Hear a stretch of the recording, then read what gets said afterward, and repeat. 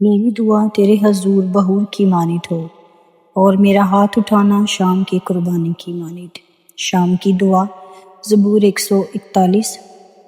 اے خداوند، میں نے تیری دہائی دی ہے، میری طرف جلد آ۔ جب میں تجھ سے دعا کروں تو میری آواز پر کان لگا۔ میری دعا تیرے حضور بہور کی مانند ہو، اور میرا ہاتھ اٹھانا شام کی قربانی کی مانند۔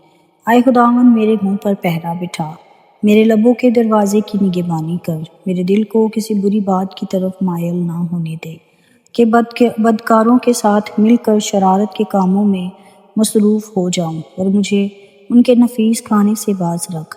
صادق مجھے مارے تو مہربانی ہوگی، وہ مجھے تنبیہ کرے تو گویا سر پر روغن ہوگا۔ میں سراسر اس سے انکار نہ کرے، کیونکہ ان کی شرارت میں دعا کرتا رہوں گا۔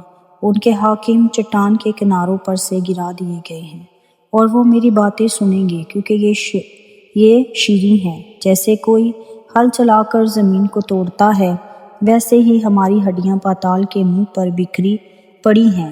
کیونکہ اے مالک خداوند، میری آنکھیں تیری طرف ہیں، میرا توکل تجھ پر ہے۔ میری جان کو بے کس نہ چھوڑ، مجھے اس پھندے سے جو انہوں نے میرے لیے لگایا ہے، اور بد کرداروں کے دام سے بچا۔